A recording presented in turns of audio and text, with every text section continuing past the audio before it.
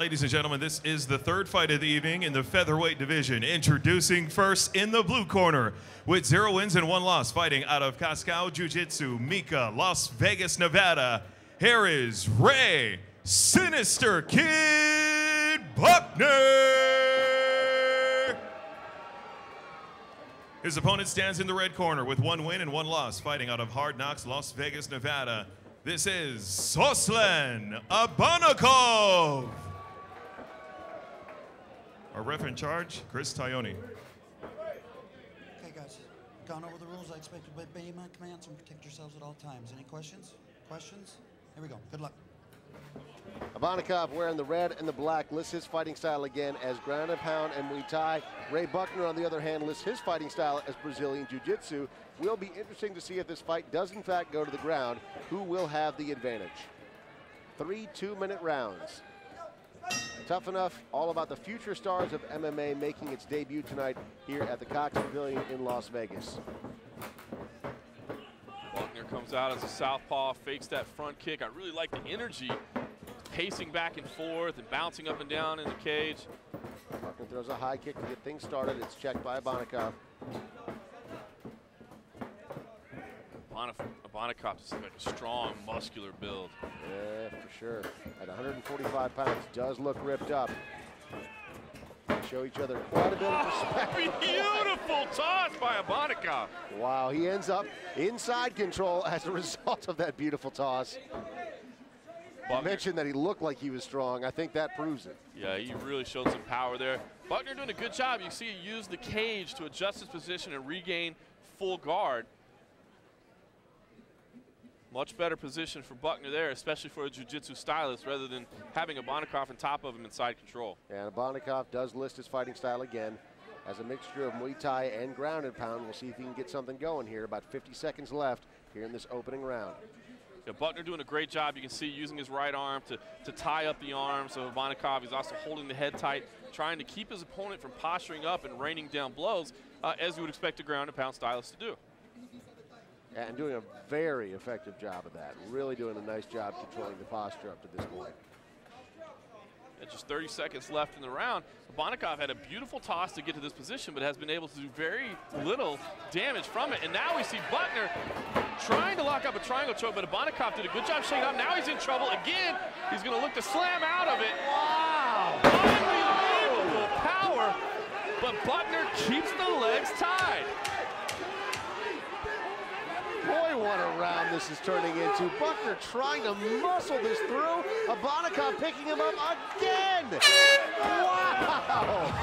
What a round. Buckner had that sewn up tightly, and Abanikov seemed perfectly content just to pick him up and slam him to the ground time and time again. And I think that may be the first time that I've ever seen a round end where Abanikov had him picked up over his head, was ready to slam him down. Buckner was clasped on so tightly, it was hard to do without throwing himself to the ground. Boy, what an exciting round that was. Unbelievable action here. It looked like it was going to get a little bit stagnant. There was that beautiful toss to get Buckner to the ground. It looked like things were kind of in a stalemate until, Buckner adjusted his legs, went for the chokes. Abanikov slammed out of it. I'll tell you what, the triangle chokes were good. I think Abanikov's attempts to get out of them were better, and he had the nice takedown to get into the position. The choke wasn't quite close enough for me to give Buckner the round from underneath. I'm going with Abanikov in that one. Chris, how do you see it? I was going to say that strength that he has, Abanikov, because he lifted Buckner up from the ground, like literally just slipped in with his back muscle. To pick him up like that numerous times, especially with a choke strapped onto you that tightly, really is a testament to how strong Abanikov is. I'm curious if this is going to slow Abanikov taking Buckner down using one of those tosses again, if he's going to be willing to trade some punches here, because, boy, I want to see these guys strike a little bit. Oh boy. Abanikov winging blows there. He just missed on the aerial kick. Now Buckner looked very confident there, just kind of really giving up the position, to be honest with you, to take guard. Abanikov has got to be obviously very aware of the danger that he's in on top position, because Buckner showed some quick hips in that first round.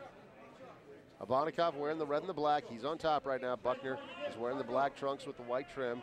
He's on the bottom, and we do know that Buckner is dangerous from this position. We saw him strap on that triangle choke there at the end of round number 1. It was very tight.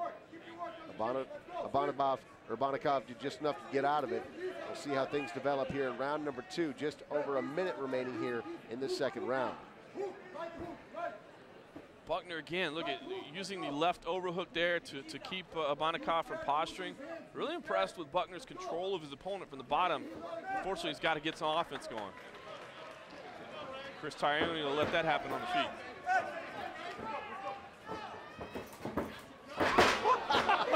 Really? Really? It came up short, but that was beautiful. What was that? There was like 4 strikes thrown in there. Oh, boy. Incredible. Abanikov definitely the shorter fighter at 5'7" in this matchup against the 5'10" Buckner. But boy, he is throwing everything that he's got. He's got the neck cranked right now.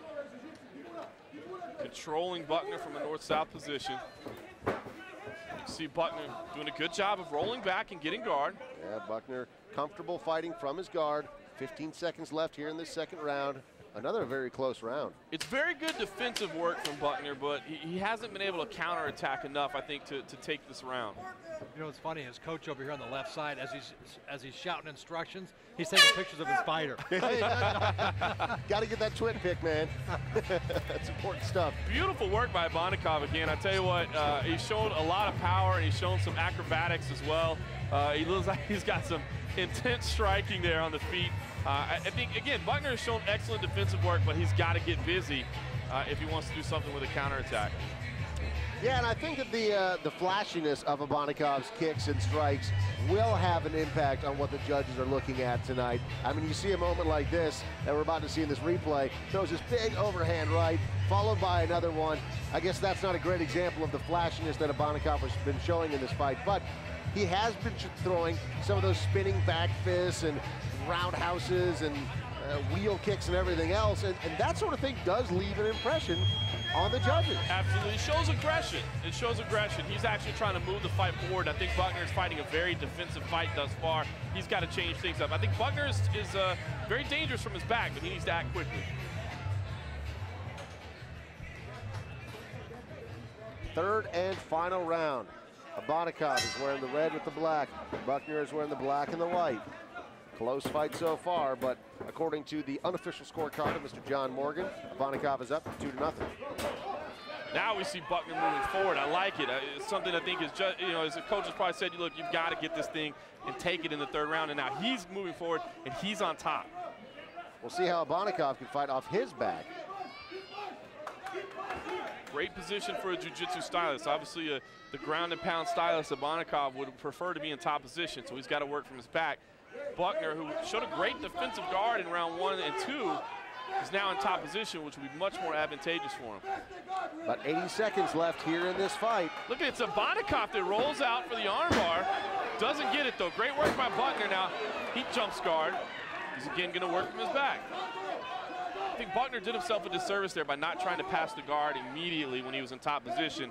And gave Abanikov an opportunity to try to shore up his own armbar. Yeah, Abanikov was trying for that armbar. Buckner, if he was able to maintain that top position, probably would have had a bit of an advantage. I mean, you look at Abanikov's fighting style, he's very aggressive, much harder to be aggressive from your back, and even his own fighting style that he's listed is Muay Thai and ground and pound, neither of which you can do effectively from your back. Abanikov back on top. Buckner doing a nice job tying it up, but just 35 seconds left here in this fight. Buckner's got to get busy. I think this round is still up for grabs with 30 seconds left, but in my opinion, Buckner needs more than just a round. Now he's going to try to go with the arm in guillotine choke there. 20 seconds left. It does look tight. You see the blood rushing there, but will it be tight enough? Tough to see from this position. But Abanikov does appear to be trying to pop his head out. Yeah, Abanikov is grimacing a little bit inside there. Final 10 seconds of the fight. Buckner trying hard for this come from behind submission win. Abanikov trying to gut it out until the final bell. And he does. Abanikov fights his way through it. Will he get the decision victory tonight? Again, according to our unofficial scorecards, I would say so, but Buckner throws his hands up in the air, feeling pretty confident about his performance. Yeah, So what impressed you most about that fight? I like Abanikov. I like the guy, just the way he fights, the enthusiasm he has, the speed he has, the quickness, and just that strength and presence. Some action here from the third and final round. Yeah, Buckner spent time in top position. This is where Abanikov went for the armbar and was able to reverse. I personally think Buckner did enough to take the third and final round, but I've got him coming up a little bit short, 29-28. Abanikov, very impressive young man. I mean, we mentioned that he is young in his fighting career. He's also young himself. He's just 22 years old. You see the guys embracing right now here in the Tough Enough cage at the Cox Pavilion, and these guys did just a nice job going back and forth. Really saw a lot of skill. Very, very, I don't even want to say that it was buried in a shallow amount of dirt because it was really exposed at a couple of points throughout the fight. But these guys went back and forth and traded, and they have very different fighting styles. So exciting to see how these guys develop. It's time to find out who won this matchup here at the Cox Pavilion.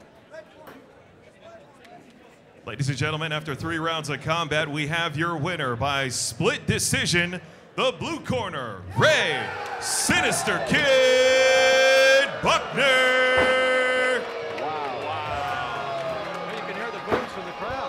Crowd is a little bit surprised by that, and I can't say that I'm not surprised by that.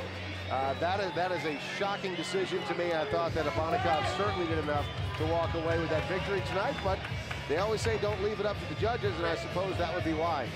John, are you blown away? I am a little blown away. You know, I guess there was some back and forth in the opening 2 rounds. I think the 3rd round was pretty clear for Buckner, but I thought Abanikov had done enough to take the opening 2. All right, well, there you have it. Another great fight. That one happened in the featherweight division. We're coming back to the Cox Pavilion for more of the future stars of MMA in just a moment.